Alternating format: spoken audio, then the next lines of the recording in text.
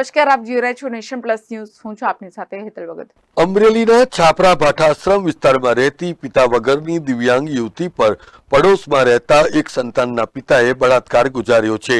પોલીસે બળાત્કારીની ધરપકડ કરીને કાયદેસરની કાર્યવાહી હાથ ધરી છે.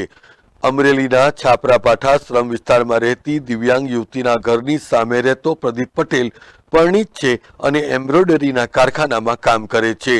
યુવતી દિવ્યાંગ હોવાથી બોલી કે સાંભળી શકતી નથી, પરંતુ પ્રદીપ અને આ યુવતી એકબીજાને ઓળખતા હતા, જેનો લાભ લઈને પ્રદીપે આ યુવતી ઉપર બળાત્કાર ગુજાર્યો હતો.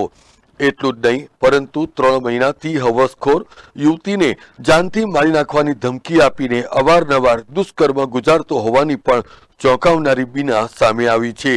આ બનાવ અંગે યુવતીના પરિવારજનોએ પોલીસ ફરિયાદ નોંધાવતા, જેને આધારે અમરોલી પોલીસે યુવતીના પરિવારની ફરિયાદ લઈને પ્રદીપ પટેલની સામે બળાત્કાર અને જાનથી મારી નાખવાની ધમકી આપવાનો ગુનો નોંધીને ધરપકડ કરી છે.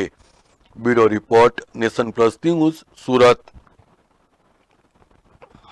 સમાચારોના સતત અપડેટ માટે નેશન પ્લસ ન્યૂઝના યુટ્યુબ ચેનલને સબસ્ક્રાઇબ કરો, બેલ આઇકન દબાવો અને ફોલો કરો ઇન્સ્ટાગ્રામ, ફેસબુક અને ટ્વિટર પર.